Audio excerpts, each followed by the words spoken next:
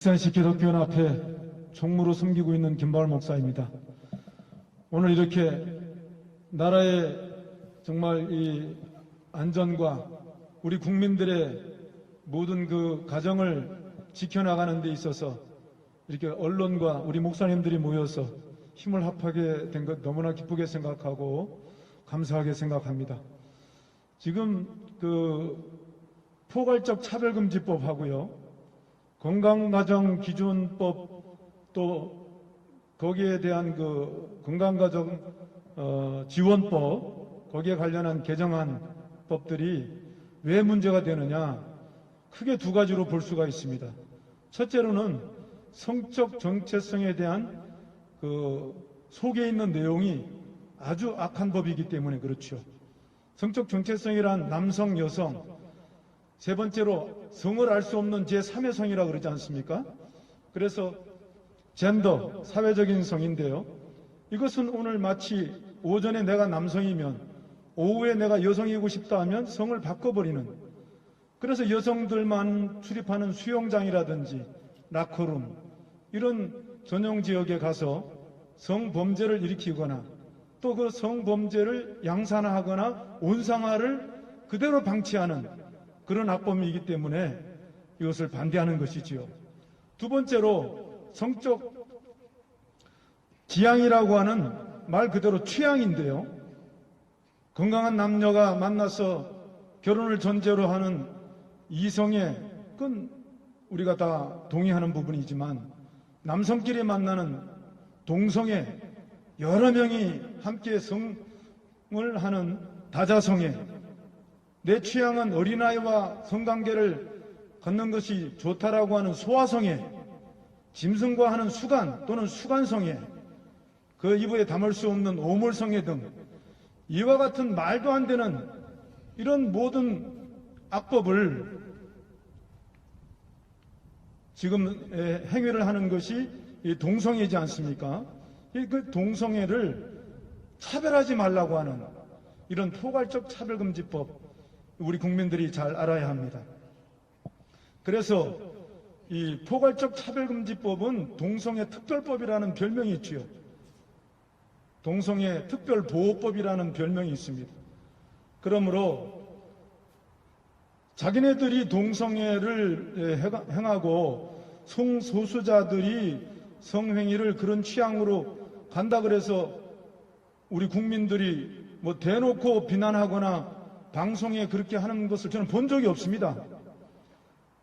그런데도 불구하고 이것을 법으로 정해서 나는 그런 동성애를 원하지 않습니다 하는 표현의 자유, 우리 아이들도 그런 곳에 어울리기를 원치 않습니다 하는 교육의 자유, 또 그런 나라가 되기를 원치 않는다 하고 공공장소에서 말하는 양심의 자유, 언론의 자유를 억압하겠다고 하는 악법이 아니고 무엇이겠습니까?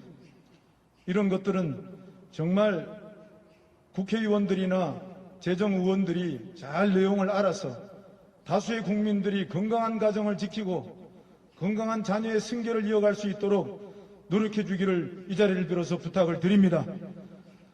또한 오늘 건강가정기본법이라고 하는 것은 바로 동성결혼의 특별법입니다. 아까는 포괄적 차별금지법은 동성애 특별법이라고 한다면 건강가정기본법이나 건강가정기본법의 개정안은 동성결혼에 대한 특별법이고 보호법이라고 볼 수가 있습니다. 이런 식으로 그동안의 대한민국의 정체성과 한국 선교 역사 130년의 이 헌신을 송두리째 흔들어 놓는 이런 법을 통과해서는 안 되겠습니다. 가족이라고 하는 개념이 무엇입니까?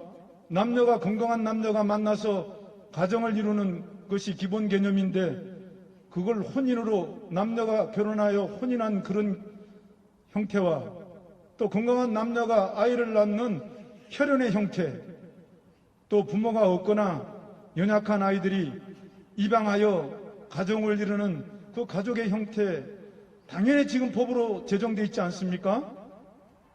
그런 법을 무시하고 지금 건강가정기준법 기본법이라고 하는 또 법을 만든다고 하는 저희가 참으로 반대를 아니할 수가 없는 것입니다.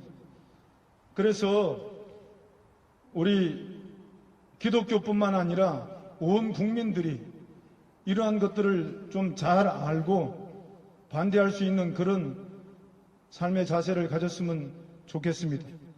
교회라고 하는 것은 그동안에 선교사님들이 들어와서 학교를 지어주고 병원을 지어주고 그리고 또 이름 없는 사람들의 이름을 지어주고 그리고 YMCA, YWCA 청년들의 기독정신을 함양해서 이 나라가 이렇게 선하게 발전해 왔고 한미 간의 아름다운 이 협약을 통해서 안보를 지켜왔지 않습니까?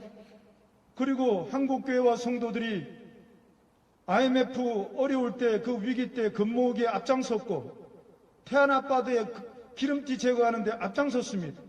뿐만 아니라 국가 안보의 위기 있을 때마다 나라를 위한 구국기도회를 누구보다 뜨겁게 눈물로 기도하고 지금도 새벽마다 눈물로 기도하는 우리 어머니 아버지들이 계시지 않습니까?